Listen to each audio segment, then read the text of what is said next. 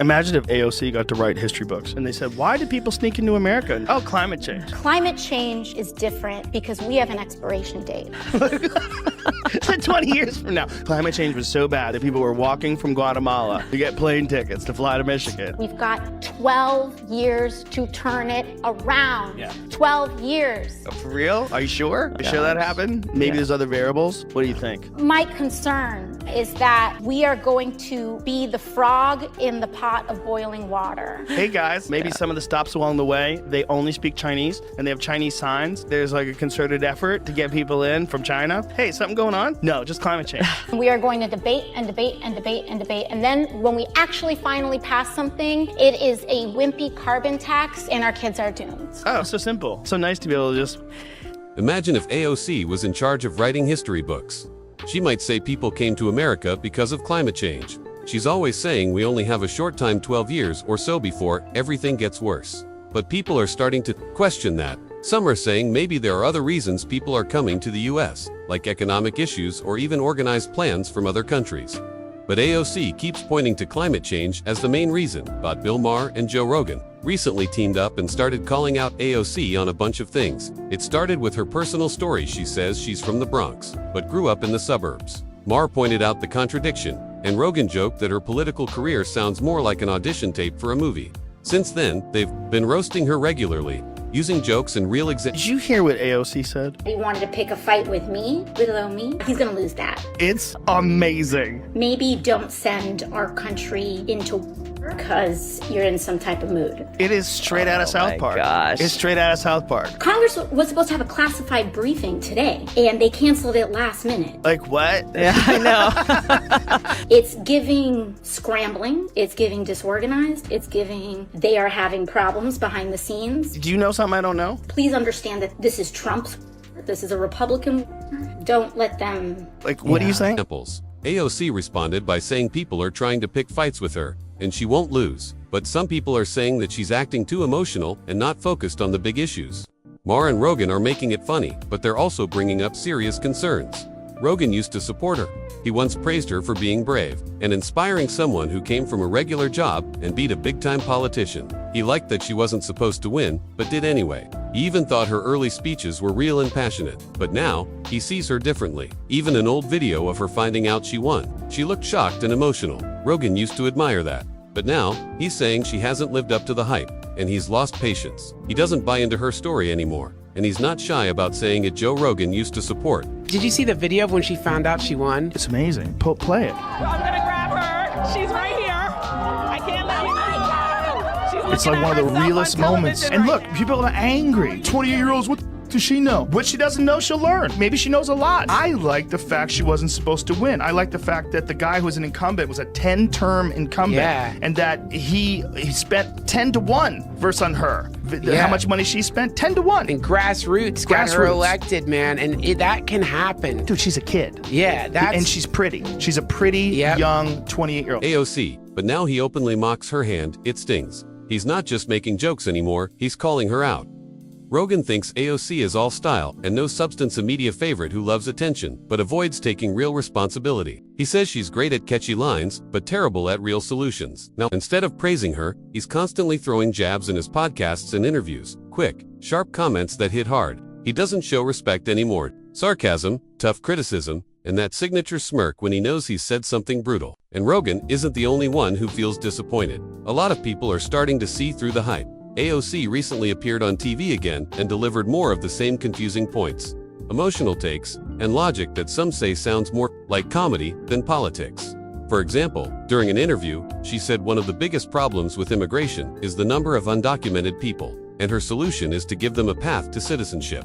She argues that instead of building walls, the U.S. Like AOC was on TV the other day doing an interview. One of the biggest issues that we have when it comes to immigration is the fact that we have an undocumented population. She was calling them undocumented people, and the way to do it is to give them a path to citizenship. You can fix that by trying to build a wall, or you can fix that by trying to document people and create a path to citizenship. Well, how about you know who the they are. Because if you're a person from another country, say if you're in Europe, you want to come to America and become an American citizen, this is like a long, lengthy process every year. And you have to prove that you have a skill. There's a reason why you should be here legally. One of the reasons that our public systems experience wait is because people don't have a documented and reliable path to work and sustain themselves. But if you want to do it illegally, they'll give you money, they'll give you a cell phone. Just like all of our ancestors did, the answer should really be we should make it easier to be legal, documented, and a citizen of the United States of America. There's people in Mexico gone back 4 times that month. So every time he crosses over, he gets $2,000. He made $8,000 in a month from the federal government. Should find ways to document immigrants and help them become citizens. But critics argue that legal immigration is already a long, strict process, and people should have to earn it fairly like many others around the world do. Some also point out that illegal immigrants often get support, like money or phones, while legal immigrants wait for years. There are even claims of people crossing the border multiple times in a month and getting thousands of dollars from the government. Then there's AOC's famous comment that we only have 12 years to stop climate change. Rogan and others laughed at the idea, saying it's not like the planet follows deadlines set by politicians. They feel she turned a serious issue into a dramatic countdown, like it's some kind of game show, and she still insists that climate change is the main reason people are leaving their countries. But critics argue that there are many other reasons, too, like poverty, crime, or political instability, and simplifying it to just climate change feels dishonest. In short, Rogan and others believe AOC is more focused on making headlines than on real solutions. And now, instead of being impressed, they're calling her out every chance they get. AOC keeps saying that people are leaving their countries because of the weather, but that ignores the real issues, like brutal dictators, war, and broken economies. Blaming everything on climate change isn't just lazy, it's dangerous. It hides the true reasons people are fleeing and replaces it with something that sounds more like a cartoon than reality.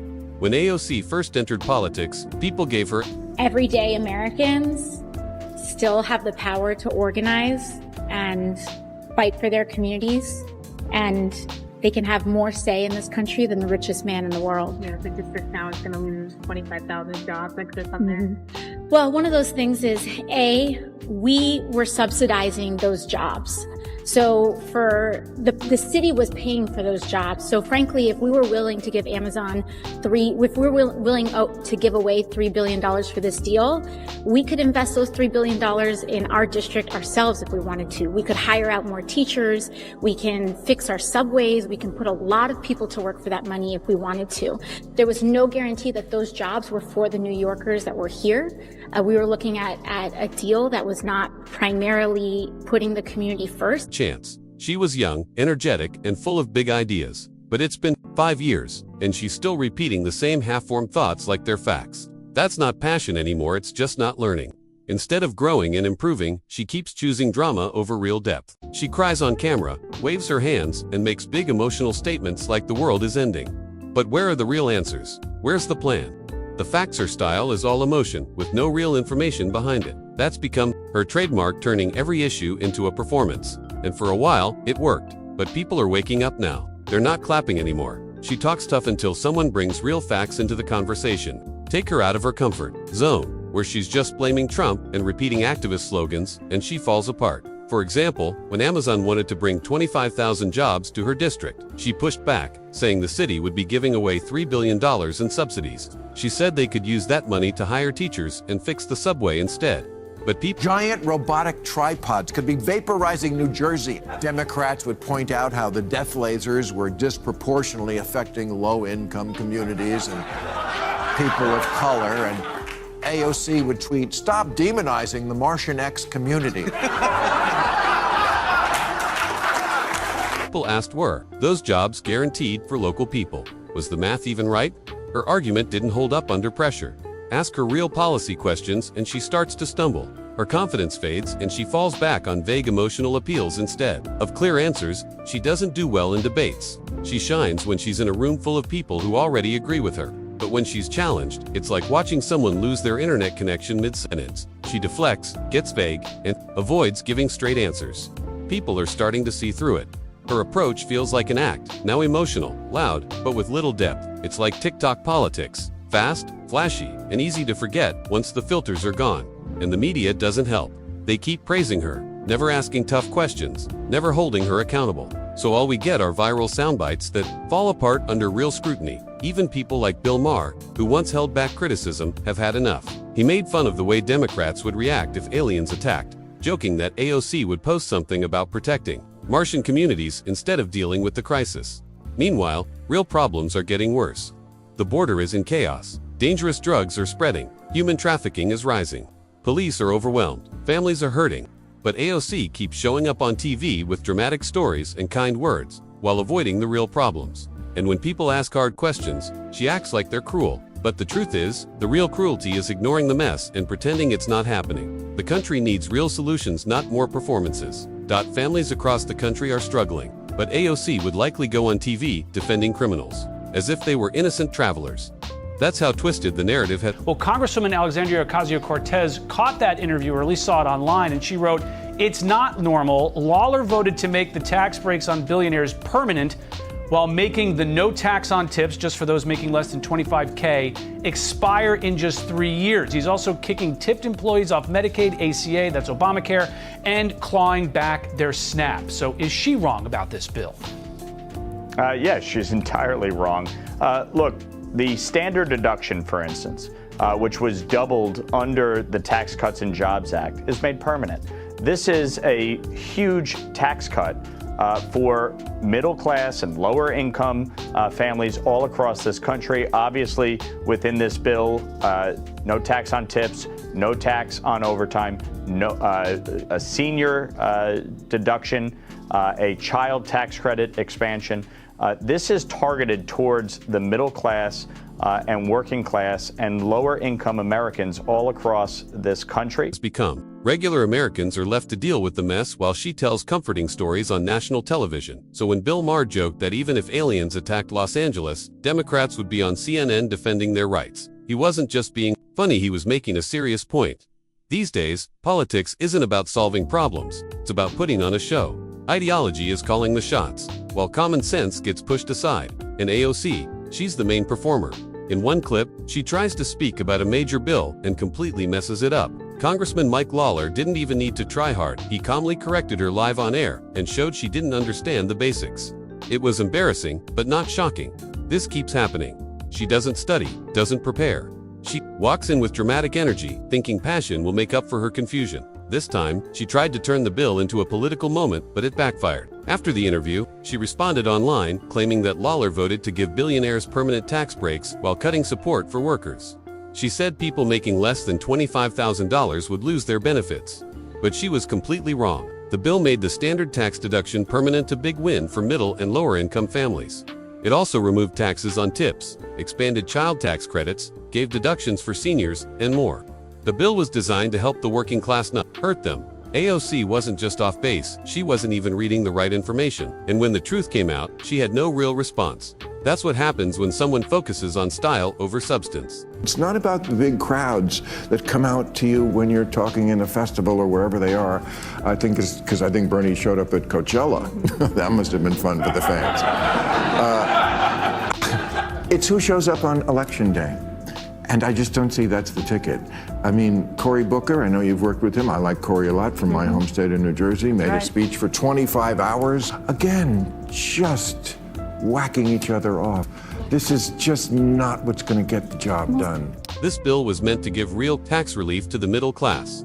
But AOC jumped in, as usual, with exaggerated claims that the government was helping billionaires and hurting the poor. None of it was true. It's the same old pattern drama over facts. Just like how she pretends to be from the Bronx when she actually grew up in Yorktown Heights, a wealthy suburb, or when she went viral saying she had to cash her grandmother's Social Security checks. That wasn't hardship, it was a story for attention. 5 years in Congress, and she's still spreading half-truths. At this point, it's not innocent, it's a choice.